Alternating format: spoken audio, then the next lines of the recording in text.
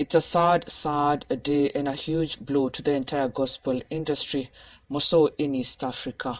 Is one of the best, most talented, and one of the most famous gospel musical groups, Zabron Singers, who sang the song Swetie Sweetie and also Mkono Wa Bwana, amongst many other songs, have suffered a very tragic loss. This morning, it has sadly been confirmed that one of the members, by the name Marco Joseph of the Zabron Singers group, is no more. He is said to have passed away in hospital in Dar es Salaam, Tanzania, at Jakaya Kikwete Hospital, where he said to have been undergoing treatment after having a heart condition, but sadly he did not make it through. He has sadly succumbed. The news being shared by a very close friend and also a member of the Zabron Singers, Japhet Zabron, has taken to his social media page. Unable to hide his tears, his agony, his disbelief that Marco is no more, Japhet Zabron has just shared this, saying, "Juzi umeniambia, I am proud of you my teacher.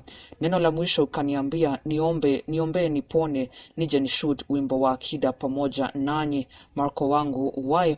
Then he has shared another one saying, "Sikutaka kupost chochote kuhusu hili maana nilikuachia wewe Mungu, lakini Mungu sasa umenifanyia nini hiki? No, haiwezi kuwa hivi, hapana. Oh God, no."